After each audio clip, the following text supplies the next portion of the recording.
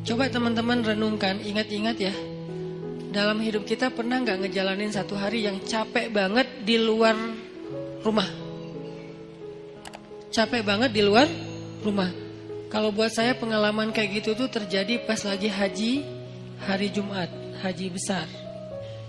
Saya jalan malam nih, begitu matahari terbenam, jalan dari Arafah ke Muzdalifah. Jalan ke Muzdalifah, sampai di Muzdalifah itu jalan padahal cepat sebetulnya, dekat, tapi karena crowded banget, akhirnya macetnya bukan oleh kendaraan, macet oleh manusia.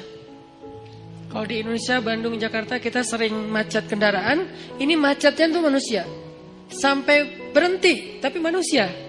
Coba, kalau berhenti kendaraan masih mending, bisa pakai motor, bisa jalan kaki lebih cepat naik mobil daripada naik mobil. Ini orang tapi macet, berhenti. Sampai di Muzdalifah itu udah tengah malam. Padahal kalau normalnya paling juga sejam. Sampai Muzdalifah tengah malam. Muzdalifah langsung tepar di atas tanah, istirahat sebentar. Karena emang ada sunnahnya bermalam di Muzdalifah. Tapi kita gak mungkin bermalam penuh, karena ngejar, karena macet, jadi kita kondisional. Istirahat sejam 2 jam di atas tanah, tidur, bangun tidur, milihin kerikil untuk lontar jamarat, jalan lagi ke Mina. Sampai di Mina udah subuh. Subuh lontar jamarat. Lontar jamarat, beres lontar jamarat langsung pulang ke Mekah, dan itu semua jalan kaki. Pulang ke Mekah buat tawaf ifadah. Nah itu sampai di Mekah itu udah menjelang zuhur. Tawaf gak usah jalan, berhenti aja, berdiri aja gitu. Itu kita tawaf sendiri, dibawa oleh arus. Jadi tawafnya gini, 7 putaran, gitu aja, muter. Karena ke bawah arus, saking padatnya manusia.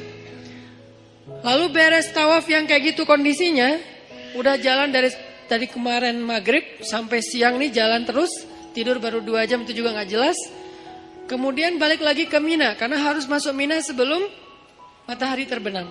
Kalau masuk pas matahari udah terbenam, nanti kena denda. Akhirnya kita ngejar, balik lagi ke Mina. Perjalanan sekitar 3 jam lebih. Itu adalah hari yang paling melelahkan dalam hidup saya di luar rumah. Dan padang mahsyar, kalau dibandingkan dengan itu tuh bukan kerikil lagi. Lebih kecil dari kerikil. Kepayahannya, gak ada apa-apanya. Padang mahsyar lebih dahsyat dari itu. Jalannya bukan setengah hari kayak saya cerita tadi. Jalannya bisa 100 tahun, bisa 1000 tahun, bisa sekian puluh ribu tahun. Itu jauhnya benar-benar jauh. Gak ada kendaraan, benar-benar gak ada kendaraan. Gak ada naungan, benar-benar gak ada naungan. Tandus setandus-tandusnya. Itu yang disebut oleh Nabi, yauma la dhilla illa dhilluh. Gak ada naungan sama sekali kecuali naungan Allah. Cuman satu-satunya tempat kita berteduh, gak akan kepanasan, gak akan kepayahan, cuman berada di bawah naungan Allah. Masalahnya cuman ada 7 komunitas yang masuk ke dalam naungan itu. Sisanya enggak. 7 komunitas ini pun ternyata saringan dari orang mukmin, saringan dari orang Islam. Jadi bukan masalah yang penting saya udah Islam, enggak. Dari orang Islam sendiri masih disaring lagi benar-benar yang spesial. 7 golongan kalau bahasa resminya, 7 komunitas, 7 geng kalau bahasa anak nongkrongnya. Cuman ada 7 kelompok. Salah satu dari 7 kelompok itu, nomor 2-nya adalah syabun nasya'a fi ibadatillah. Pemuda yang tumbuh dalam ibadah kepada Allah atau dalam ketaatan kepada Allah. Pertanyaannya, apa definisi syab atau pemuda? Secara usia dalam Islam, pemuda itu usia di bawah 40 tahun. Itu syab. Secara status belum menikah. Kalau udah menikah Ustadz, udah bukan syab. Karena ujiannya gak seperti yang belum menikah. Beda, saya pernah ngerasain. Berat. Apalagi ada satu teman saya, kemarin baru ditinggalin mantan. Mantannya nikah. Ngirim pula hasil siapa video-video sama fotonya ke dia. Langsung udah nggak terkontrol. Langsung kita pegang rame-rame. Jangan sampai dia nyari tower. Nyari tower, ngapain lo? Mau benerin Ustadz ada yang rusak. Pura-pura ternyata mau loncat. Nah ini nih namanya ujian. Ujian ketika kita belum menikah, ujian di usia muda di bawah 40 tahun. Kalau belum menikah tapi udah di atas 40 tahun, beda lagi. Usianya di bawah 40 tahun, secara status belum menikah. Karena kalau udah menikah, dia udah ngerasain ketenangan, sakinah. Litas kunu ilaiha. Supaya kalian cowok-cowok merasa tenang kepada perempuan. Udah tenang. Tapi kalau sebelum menikah, itu zulzilu. Zulzilu itu kalau dalam bahasa kita tuh gempa dengan skala 9,8 skala Richter. Itu zulzilu tuh. Sampai ada ayat zulzilu iza zulzilatil ardu. Dan yang tahu banget ayat itulah jomblo. Zilzal, kehidupannya itu terguncang luar biasa. Ngelihat orang semuanya kayak dia paling sengsara di muka bumi.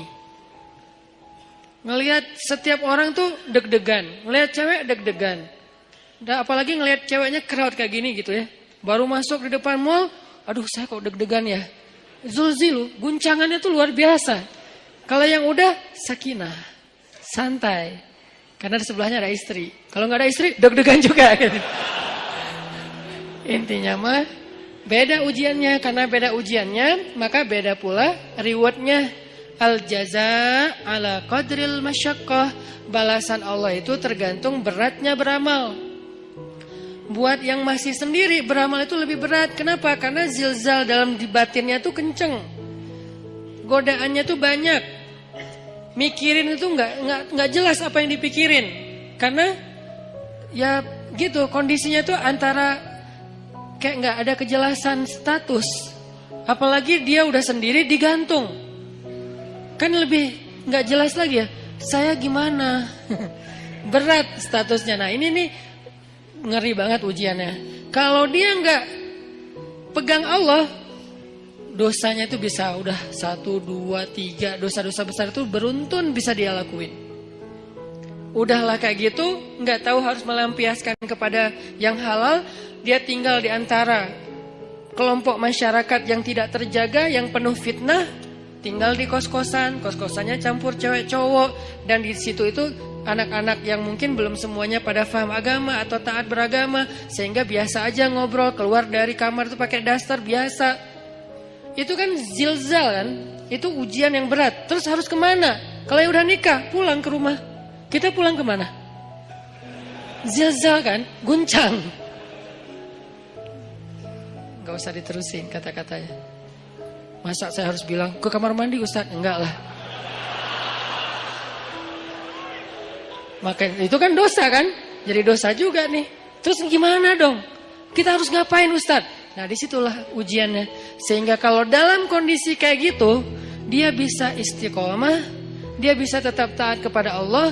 Itu dia istimewa banget. Lebih istimewa daripada yang udah nikah. Makanya buat yang udah nikah udah mungkin kesempatannya bukan di nomor 2, di nomor 1, nomor 3, 4 sampai 7 kan. Tapi yang nomor 2 udah lewat. Karena dia nggak dapat lagi ujian seberat syab, anak muda. Ujiannya udah nggak kayak mereka. Saya pernah dengar 2 anak muda sama-sama lagi ngobrolin tentang perasaan. Itu nggak ada yang dengar. Dua-duanya ngomong dan curhat. Lu masih mending gua. Ya itu mah gak ada apa-apanya gua. Terus aja masih sama-sama curhat. Saking zilzalnya tuh luar biasa. Dan saya senyum-senyum aja. Ustaz kok diam aja sih? Sakinah. Beda kita, beda nasib. Malah saya panas-panasin, saya telepon istri saya. Yang gimana, apa segala macam. Wah Ustaz mas sengaja. Telepon lagi sekali lagi. Kok 2 kali Ustaz? Nah gitu deh pokoknya. Wah makin zilzal mereka. Sampai ini kenapa Ustaz kita lagi gempa ya? Ini nih ujian anak muda. Makanya karena diuji kayak gini, akhirnya ya kalau dia bisa tetap istiqomah, konsisten, komitmen dengan batasan syariat, maka dia istimewa di sisi Allah. dan juhdun, pengorbanan dia untuk menjaga diri dalam kondisi yang berat kayak gitu, itu yang Allah hargain nanti di padang mahsyar. Kesini wahai anak-anak muda, kumpul-kumpul yang mengikuti jejak Yahya alaihissalam, yang mengikuti jejak Maryam radhiyallahu anha, karena mereka dua simbol, satu lagi Yusuf alaihissalam, tiga simbol anak muda yang di masa mudanya banyak godaan. Yusuf digoda, Yahya digoda, Maryam digoda, tapi istiqomah tidak berbuat dosa sampai Allah menentukan kebaikan setelahnya. Kebaikan Yusuf akhirnya menikah juga. Kebaikan Yahya akhirnya syahid. Kebaikan Maryam akhirnya diberikan anak tanpa punya suami. Allah menentukan nasib yang berbeda-beda. Tapi semasa mereka diuji, tiga-tiganya itu simbol dari istiqomah. Benar-benar istiqomah. Keren banget tuh tiga-tiganya. Maryam saking istiqomah, hampir gak kenal cowok dalam hidupnya. Hampir gak kenal cowok dalam hidupnya. Yusuf saking istiqomah, itu digoda sama cewek di dalam ruangan. Dan ceweknya itu bukan cewek biasa. Bukan hasil editan pas ketemu kok beda. Enggak. Ini cewek benar-benar cantik. Enggak diedit, emang benar-benar cantik. Dan insya Allah semua ada di sini. Daripada mereka tiba-tiba pulang satu persatu ntar ya. Kok sepi di atas? Sebel sama Ustadz. Ini cewek benar-benar cantik. Cantiknya itu diakui. Jadi kayak Miss Mesir lah. Bertahun-tahun dia dapat piala Miss Universe, malah bukan Miss Mesir lagi. Itu cantiknya cantik beneran. Sampai direkam kecantikannya di dalam banyak riwayat. Dan dia udah nutup pintu, manggil Yusuf ke kamar, beresin kamar kotor. Datang aja Yusuf dengan polosnya, bawa kemoceng, bersih-bersih. Pas sudah masuk kamar, ditutup pintunya dari dalam, dikunci. Ceweknya datang ke Yusuf, itu cewek ditaksirin, dikecengin semua orang cowok-cowok yang ada di Mesir. Semua berandai-andai seandainya saya jadi suaminya, seandainya saya jadi suaminya. Yusuf sekarang ada di dalam kamar berdua sama cewek itu. Yusuf juga bukan cowok biasa. Semua cewek se-Mesir juga, seandainya saya istri Yusuf, seandainya saya. Jadi dua nih selebgram Mesir. Maksudnya semua orang tertarik kepada mereka saking keren-kerenah. Cowoknya keren, ceweknya kerenah, dua-duanya keren lah. Ini dua orang yang keren nih berkumpul di satu ruangan, dikunci, dan ceweknya tuh rawadathu. Rawadat itu ngegodain. Gimana Ustaz? Gak usah diimajinasikan. Cukup kayak gitu aja pokoknya. Dipanggil mungkin, tapi gak sampai berbuat dosa ya. Dipanggil atau kesini wahai Yusuf, aku mencintaimu, nggak ada siapa-siapa, kamu nggak usah khawatir, aku akan rahasiakan apa yang terjadi hari ini di sini dan segala macam. Wah itu udah luar biasa. Wahammat bihi, dia tuh bergairah kepada Yusuf dan Yusuf normal. Kalau nggak normal nggak ada ujian. Maaf saya nggak tertarik sama cewek, nggak ada mas, nggak ada ujian. Jadi nggak perlu diteladanin kan, karena dia tidak wajar. Tapi Yusuf ini normal. Apa dalil bahwa Yusuf normal? Wahamma biha. Makanya kalau kita baca Quran tuh tafsirnya tuh yang detail, kata demi kata. Wahammat bihi, wahamma biha.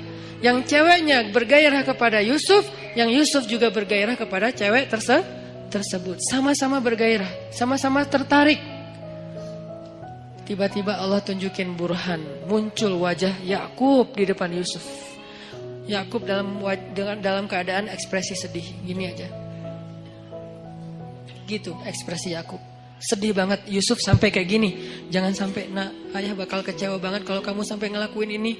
Buat apa ilmu yang ayah ajarin selama ini? Buat apa pengorbanan ayah selama ini? Kamu lupa dengan semua nasihat ayah, seolah-olah ya. Tapi dalam bentuk film yang kayak 3D banget. Dan itu ada di depan muka Yusuf, disebut dengan istilah burhan kalau dalam teks ayatnya. Burhan itu tampil wajah Yakub dengan wajah sedih. Langsung Yusuf lupa sama cewek itu, lari, ditarik dari belakang. Saking kencengnya narik, sampai sobek bajunya. Banyak pelajaran sih dalam adegan ini. Salah satu pelajarannya itu tentang parenting. Tentang cara ayah mendidik anak sampai muncul burhan itu gimana. Nanti di kesempatan lain lah kita bahas. Saya dulu pernah ngisi satu materi tentang parenting, saya cuma membahas burhan aja. Gimana caranya seorang ayah bisa ngedidik anak sampai kebayang wajah ayahnya itu ketika dia mau bikin dosa. Itu namanya udah sampai ke level burhan. Sehingga dia misalnya mau nyontek pas lagi ujian, aduh kalau ketahuan sama ayah saya pasti dia kecewa banget. Bukan dimarahin, gak takut dimarahin, tapi takut ngecewain.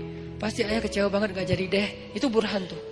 Gimana sampai ayah bisa menampilkan imajinasi itu di benak anak kalau bukan dengan kasih sayang yang dalam banget? Gak bisa dengan paksaan, harus dengan kasih sayang dalam. Dan Yakub adalah simbol ayah yang kasih sayangnya luar biasa. Sampai bisa munculin burhan. Tapi yang kita bahas adalah ujiannya Yusuf. Selamat. Ini nih baru disebut dengan syabun nasya'a fi ibadatillah. Tumbuhnya itu dalam keadaan taat kepada Allah. Dan ukuran taatnya apa Ustadz? Ukuran taatnya adalah tinggalkan dosa. Kalau bahasa di bio saya, sedikit dosa. Kok pakai kata sedikit? Enggak punya dosa Ustadz? Enggak boleh kita bilang enggak punya dosa. Arti sedikit dosa itu adalah dosanya yang tinggal yang kecil-kecil aja. Yang besar tinggalin. Yang kecil kenapa kok masih ada? Karena enggak sengaja, lupa. Itu kan ada pasti sisa ya. Enggak mungkin enggak. Kalau kita bilang enggak punya dosa, namanya kultus diri sendiri. Kata Allah, la tuzakku anfusakum huwa a'lamu bimanittaqo. Janganlah kalian menganggap diri kalian suci, enggak boleh. Makanya saya bilang banyak main, banyak manfaat, banyak pahala, sedikit dosa. Itu pakai hasil renungan. Jadi bukan kok sedikit dosa, harusnya kan enggak punya dosa, enggak bisa. Cuma Nabi SAW yang enggak punya dosa. Sisanya sampai Abu Bakar juga punya dosa. Cuman dosa beliau sudah diampuni oleh Allah karena solehnya luar biasa. Kalau kita sebagian udah diampuni, sebagian lain mungkin belum karena belum bertaubat benar-benar dengan nasuha. Tapi usahain tinggalkan dosa. Kita cukup ninggalin dosa aja, itu tuh udah jadi syabun nasya'a fi ibadatillah. Kalau ibadah Ustadz, ibadah yang wajib itu udah pasti. Karena kalau kita ninggalin yang wajib berarti dosa kan. Gimana dengan ibadah sunnah, tahajud, puasa sunnah, tilawah, itu bonus. Jangan sampai kita mendahulukan yang sunnah atas yang wajib dan melakukan yang haram. Itu enggak, udah salah rumusnya. Ada orang tahajud rajin, tapi dia enggak bisa jaga lisan. Ada orang tahajud rajin, tapi dia enggak bisa jaga pandangan. Yang disebut dengan syabun nasya'a fi ibadatillah dalam konteks hadis tadi, dia usahain sedikit mungkin dosanya, tinggalin dosa. Terutama dosa-dosa yang berhubungan dengan godaan di masa muda. Kalau teman-teman bisa istiqomah dalam urusan ini, urusan perasaan, urusan pergaulan yang paling berat, urusan entertain yang berlebihan, karena entertain itu ada yang masih wajar, masih ada juga yang berlebihan. Urusan apa lagi? Dosa-dosa maksiat seperti minum, kemudian pakai drugs dan seterusnya. Atau mungkin the new drugs itu pornografi dan seterusnya. Ini bisa ditinggalkan. Udah sampai kapan Ustaz batasannya? Antara dua batasannya. Batasan status berarti menikah, batasan usia berarti 40 tahun. Kalau udah lewat 40 tahun insya Allah ujiannya gak seberat di bawah 40 tahun. Kalau kita bisa jaga diri di masa itu, pergaulan, perasaan gimana Ustaz? Jangan terlalu mudah jatuh hati kalau belum halal. Ustaz itu kan gak disengaja, jangan diikutin. Kadang-kadang dia emang gak disengaja, munculnya itu dari setan. Yuwaswisu fi sudurinas. Ih, cantik ya. Udah jangan diterusin, jangan dibahas. Begitu kita sekali klik, udah kita dibahas, maka itu jadi sebuah episode. Jadi episode yang panjang dan endingnya air mata dan penyesalan. Biasanya. Jangan dibahas. Ustadz bahas, kan ini nasihat. Saya gak lagi ngebahas bab-bab yang detail kayak gitu. Karena saya ini ngomong based on pengalaman ya. Karena semua kita pernah merasakan masa-masa muda yang gejolak tadi, zilzalnya, guncangannya kenceng banget. Itu tuh kalau ada kayak gitu jangan diterusin. Jangan berpikir ada orang yang dia gak punya pacar berarti dia gak normal. Enggak, dia normal. Cuman dia gak mau nerusin. Emang dia gak pernah kepikiran kayak apa tertarik dengan seseorang? Tertarik kalau dia normal. Cuman gak diterusin, gak mau dibahas, gak mau diingat-ingat. Caranya dia menyibukkan dirinya dengan hal-hal yang positif. Bisa proyek sosial, bisa juga spiritual.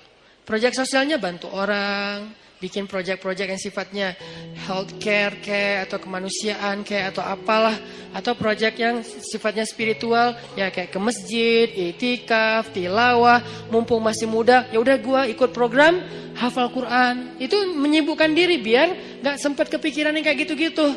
Kan kalau udah ngafal Quran habis semua tuh energi pikiran kita buat ngafalin Quran. Ya udah, paksain aja diri kita datang ke sebuah lembaga penghafal Quran yang udah kayaknya mungkin paling nyaman, ada banyak. Mungkin kalau di Pemuda Hijrah ada teras tahfiz gitu ya.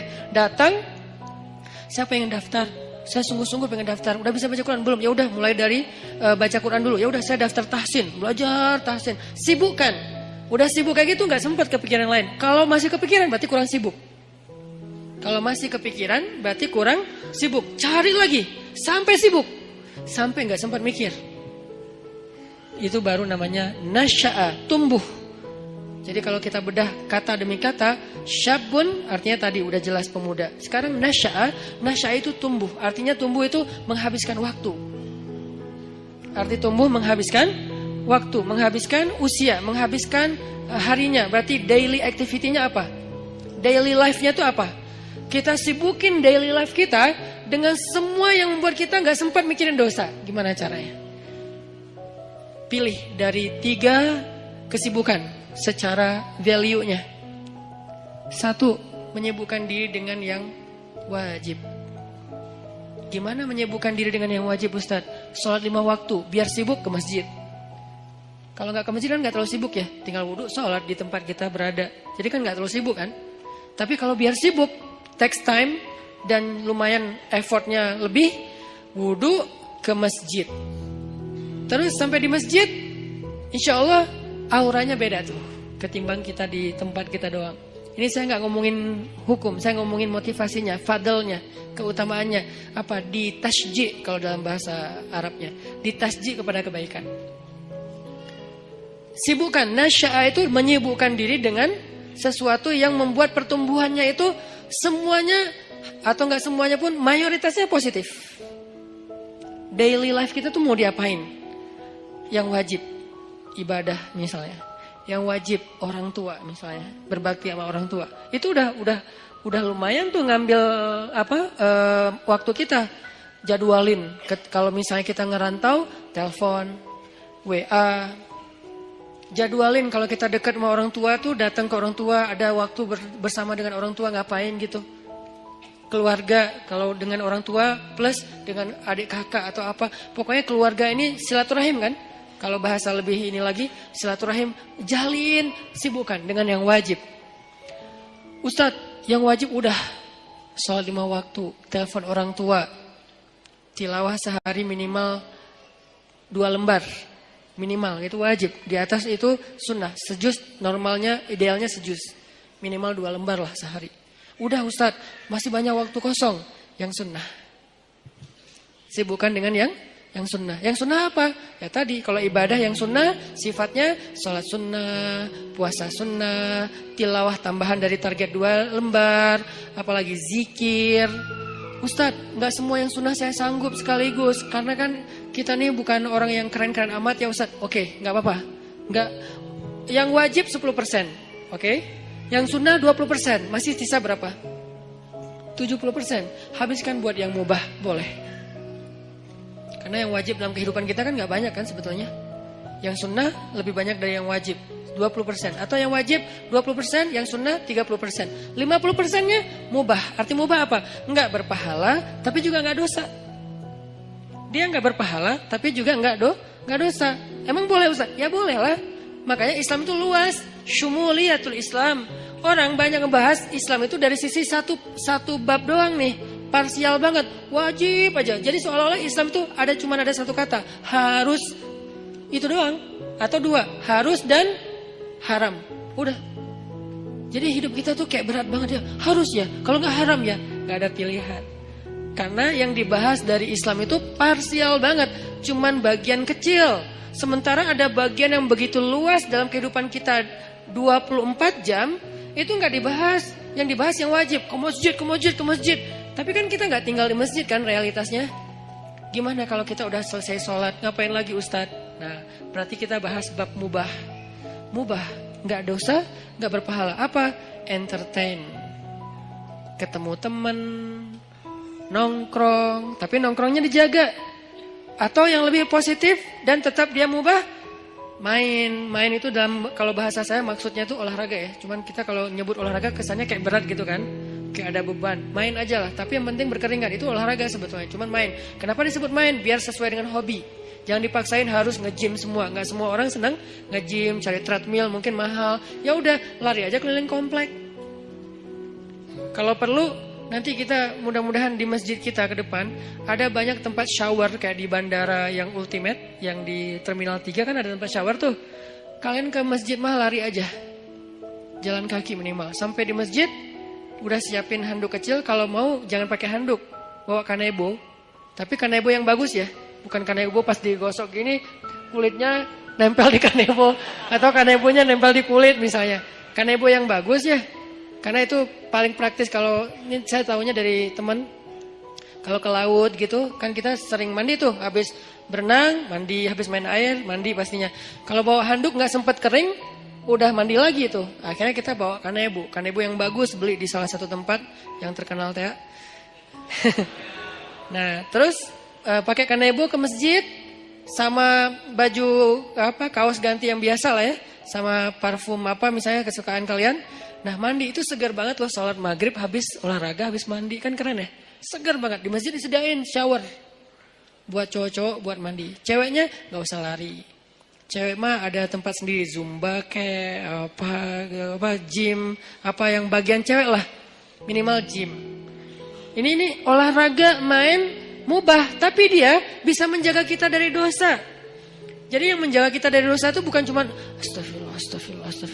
Oke, tapi kita nggak bisa astagfirullah 24 jam kan? Yang bisa menjaga diri kita dari dosa, sholat 2 rakaat. Ya, tapi kan kita nggak mungkin sholat 24 jam.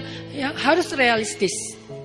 Waqi'i, harus realistis. Tapi juga tetap masali, tetap ideal. Banyak orang yang idealis tapi kurang realistis. Terlalu realistis, jadinya nanti apa? Memudah-mudahkan, tasayyub. Makanya dalam Islam tuh nggak boleh kita terlalu idealis, perfeksionis, disebut dengan takalluf.